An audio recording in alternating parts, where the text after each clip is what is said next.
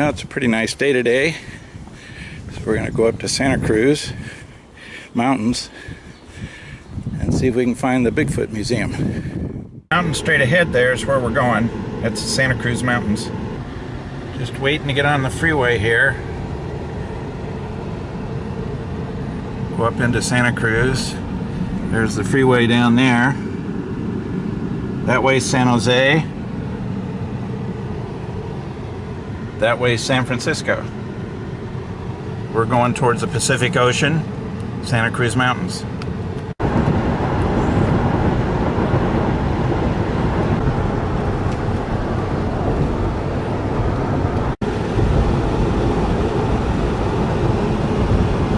Here's the turnoff for Felton coming up.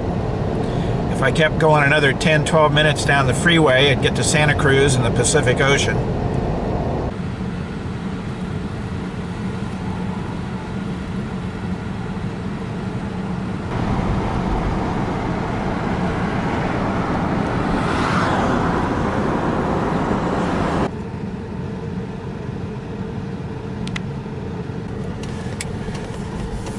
Here we are at Felton.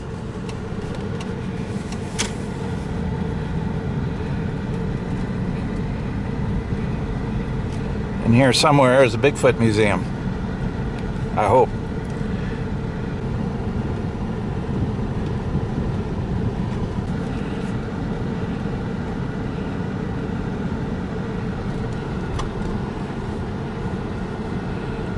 Henrico State Park. There's the entrance. I've never been there. Bigfoot Museum. We've arrived.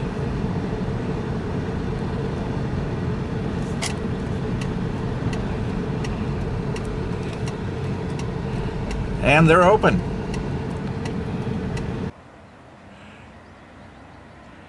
We're outside the Bigfoot Museum. Just give you an idea of what it looks like here.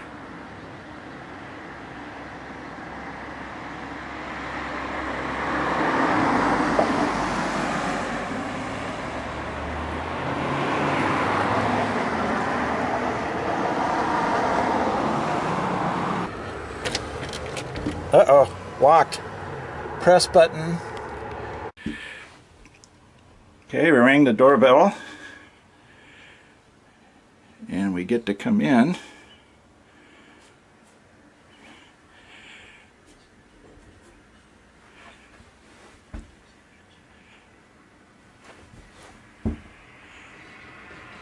I'm 1 foot inside the door.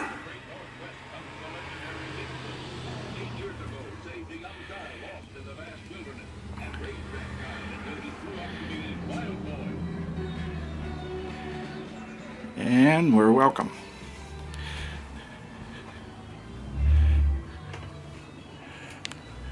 Well, you got a lot of stuff.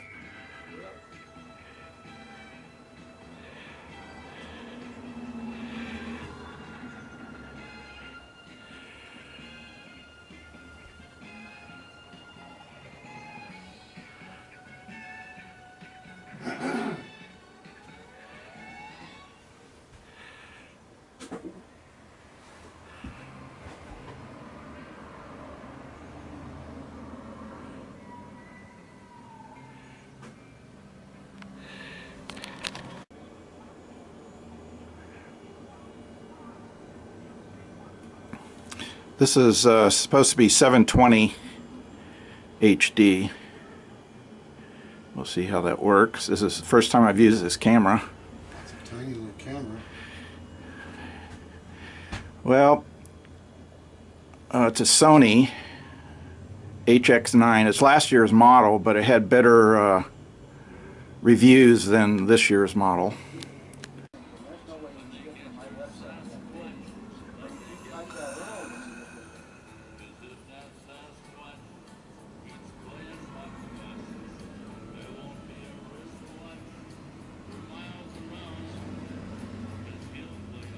Also on that page, it says navigation access home. And when you look at it, so I called the woman on the phone.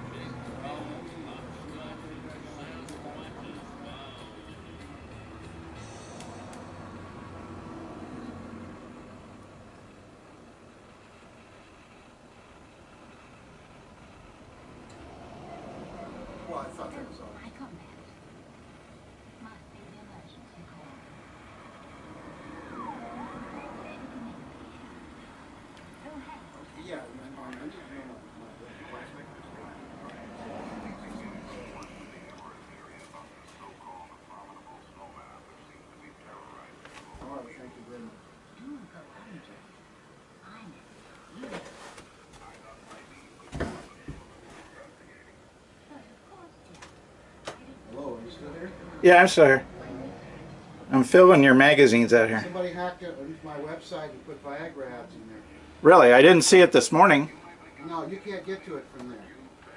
You can't go on my website and go to these Viagra ads.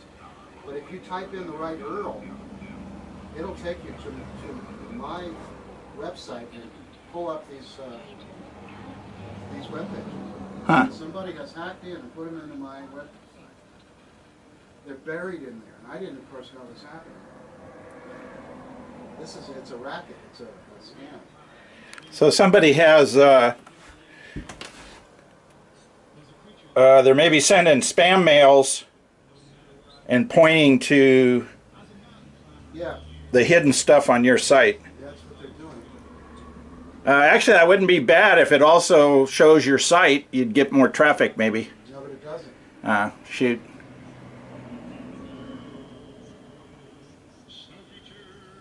So when you get to this page, there's nothing on it that links you back to my page. Huh. You have to type the exact proper URL to get there. Yeah, so they're just using your space.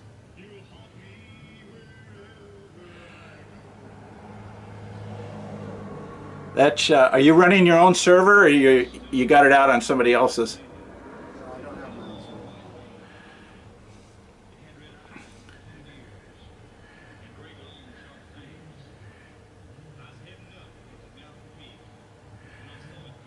I have my stuff on GoDaddy.com. They're sometimes aggravating, but seems to work. Well, mine's on Sasquatch Computer. kind of stuck with it because of the name. Uh-huh.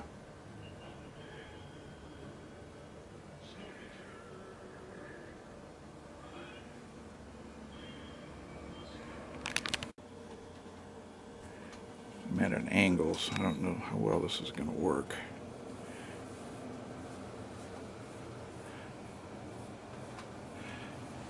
The big pins are sightings, and the little pins Are primarily vocalization, primarily. There's also pins there that we consider Type C sightings. That means that it's a second-hand sighting. Uh-huh. Type C's are second-hand sightings. The Type A is a sighting of the creature. Right. The B is a circumstantial footprint or a scream or hair or something like that. And Type C, for our purposes, is a second-hand story. You didn't hear it directly from the person who experienced it. Or there's something about the story that doesn't ring true. So it gets flagged.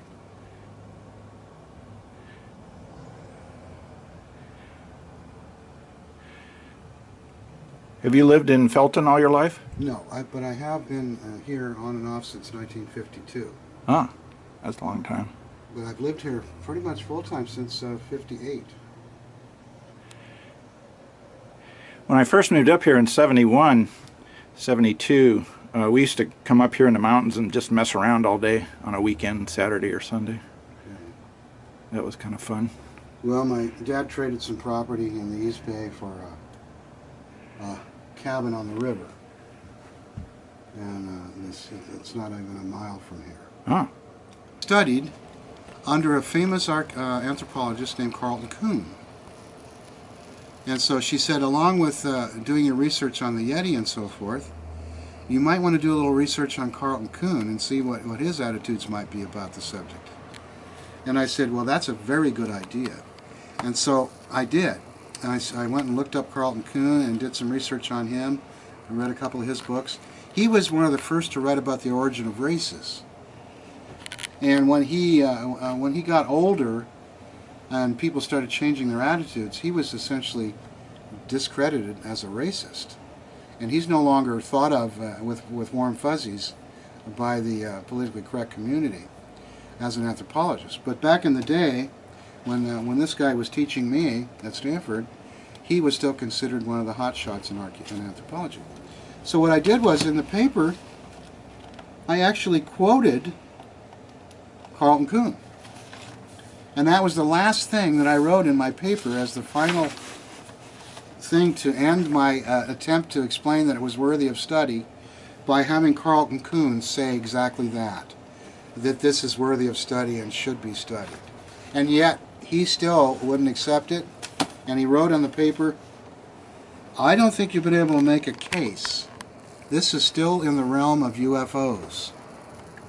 So he's saying that my paper only puts this into the realm of UFOs, right? I think it's not. Well, let me show you what was going on at that time with UFOs.